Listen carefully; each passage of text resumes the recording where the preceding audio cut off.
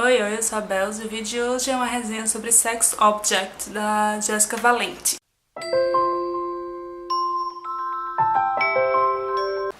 Hoje eu vou estar falando sobre Sex Object, que é um livro de memórias da Jessica Valenti, que ela é colunista da... Espera, deixa eu só verificar.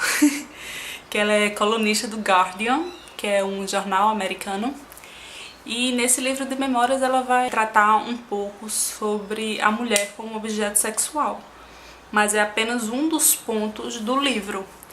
Ela fala sobre a infância dela, sobre como ela cresceu, como era na faculdade, até ela se tornar mãe, todas as coisas que envolvem um pouco esse assunto de ser um objeto sexual, como as pessoas veem a mulher, como uma mulher na sociedade é sempre vista de um ponto sexista, machista, e como é muito difícil nós mesmas nos livrar disso. Deixando ressaltado, né, que mulher não pode ser sexista ou machista porque nós não oprimimos ninguém com o nosso machismo, nosso sexismo, a não ser nós mesmas. Então isso é uma coisa que não existe, tá certo? Mas o que existe é que nós repetimos discursos que vemos por aí e achamos que é normal, mas só tá prejudicando a nós mesmos, então, né, enfim. E esse, diferente de outros livros de memórias, porque livro de memórias é muito aquela coisa de, a gente vai ler livro de memórias de alguém que a gente conhece, que a gente gosta. Tipo a Carrie Fisher, tipo a Felicity Day, tipo o Tyler lá, youtuber, que eu nunca sei o sobrenome dele, mas é ele. Tipo, sei lá, aquela atriz, enfim, qualquer pessoa que seja conhecida, famosa e você gosta muito de ler sobre essa pessoa. Mas esse livro é um pouco diferente porque, sinceramente, é só tratando sobre mulheres, sobre a visão da mulher na sociedade. E isso é algo que é bom para qualquer pessoa ler, mulheres, homens, qualquer um. Conhecendo ou não Jessica Valenti, porque, como eu disse, eu nunca tinha ouvido falar dela antes. E quando eu comecei a ler, tô abrindo aqui, tá? Goodreads. Quando eu comecei a ler, eu tava gostando bastante, então eu fui no Goodreads pra ver se as pessoas também tinham gostado e saber algumas opiniões, porque eu não tenho costume de fazer isso antes de começar o livro, mas às vezes se eu tô gostando ou não tô gostando do livro, eu vou dar uma olhada pra saber o que as pessoas acharam. E eu vi que algumas pessoas, sabe, não foram muito fãs do livro, mas o que reclamaram é porque disseram que não sentiam emoção através do que ela estava escrevendo, que tudo parecia muito robô ou muito automático e que, enfim, que não tinha emoção, que não conseguiam sentir isso através da escrita. Também que eram casos muito soltos, assim, mas livros de memórias nem sempre é algo muito linear, né? Algo mais jogado. Uma coisa aqui, outra coisa ali, etc. Então essa parte de ser coisas soltas eu não me importei muito. Mas realmente eu tava escutando o livro, então eu tava ouvindo por audiobook. E quem narrou o livro foi a própria Jessica Valenti. Então realmente ela não transmite muita emoção com as coisas que ela diz. Mesmo assim, ela narrando, sabe, ela mesma contando a história, ela não transmite muita emoção. Mas tendo dito isso, não atrapalhou as informações que ela passou da vida dela, sabe? Porque, por exemplo, ela fala muito sobre relacionamentos abusivos, porque é uma coisa que ela tava antes, ela não conseguia ver. Ela teve um namorado, acho que quando ela era adolescente, que eu não lembro muito as datas, etc, que eu não sou boa nisso, tá? E como eu li em audiobook, era um pouco ruim de sair procurando ou comprar um e-book só pra verificar. Mas ela era adolescente, ela namorava caras mais velhos, acima de 18 anos, e isso é um relacionamento abusivo porque a diferença de poder é muito grande.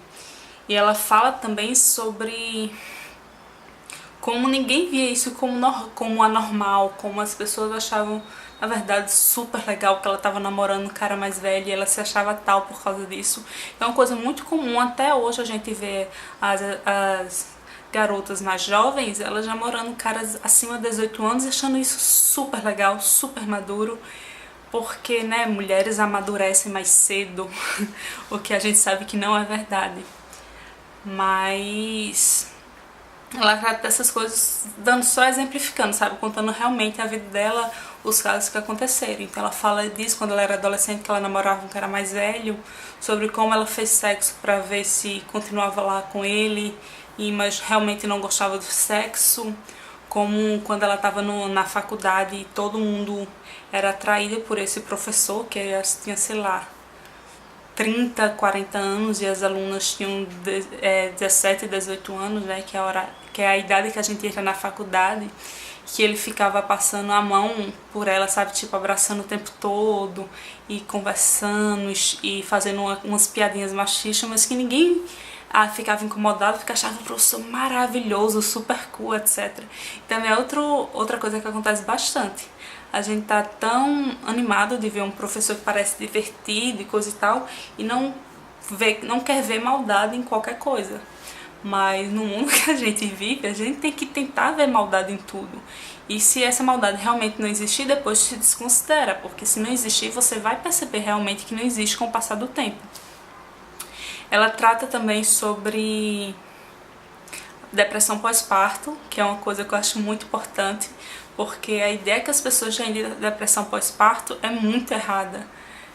Que isso acontece porque as mães não gostam dos filhos e porque quer matar os filhos e coisa do tipo, e coisa que não é verdade.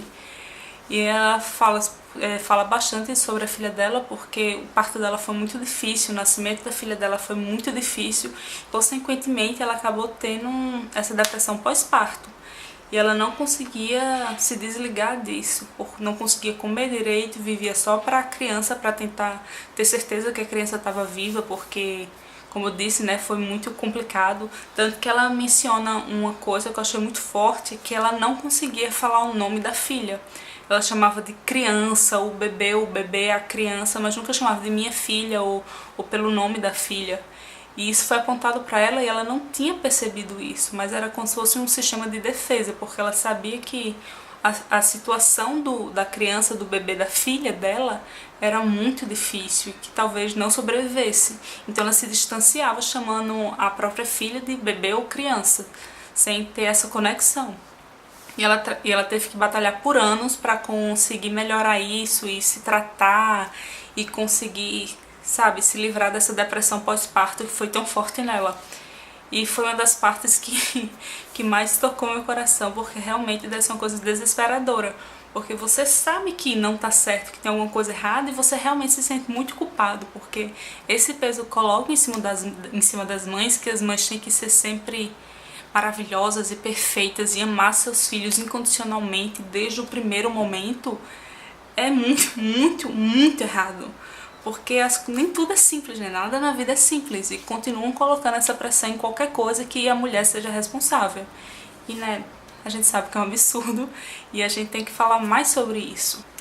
Então, achei um livro muito rico. Assim, ela falou sobre muitas coisas, tá? Mas é porque eu tô tentando não falar muito sobre todos os casos, senão se vocês forem ler, vocês já vão saber tudo que tem lá. E isso da filha dela não é exatamente um spoiler, né? Porque a vida da mulher é um livro de memórias, então, né? Mas ela fala sobre isso e a forma como ela fala, a forma como ela coloca isso, eu achei muito real. Tipo, como eu disse, né? Ela narrando a escrita dela e a própria voz dela não transmite muita emoção. Mas se você consegue deixar exilado, sabe? Você consegue perceber o que ela tá querendo dizer e que é de verdade. Então eu acho que isso não interfere muito no que você tira do livro. E eu gostei muito porque eu gosto de livros de não ficção, como vocês sabem. E fazia tempo que eu não tinha lido um livro de memórias sobre o assunto e eu achei muito pertinente. E eu acho que é importante para as pessoas irem atrás desse tipo de livro que fala de forma mais crua sobre o que é ser mulher, sobre os assédios que a gente recebe todo dia na rua, sobre o medo que a gente tem de sair na rua, sobre como a gente é pressionado para aceitar coisas como normal, quando na verdade não são nada normais. Então foi uma leitura que valeu muito a pena pra mim, eu fiquei muito feliz de ter lido, fiquei com vontade de ler mais 1 milhão de coisas semelhantes e eu espero conseguir, porque é sempre importante a pessoa estar se informando, né, como eu já disse. Então, é basicamente isso. Espero que vocês tenham gostado. Não se esqueçam de dar like, seguir o canal. Também ativem o sininho pra ver o que a gente posta aqui, porque nem sempre o YouTube notifica vocês. E é isso. Tchau, tchau, até a próxima.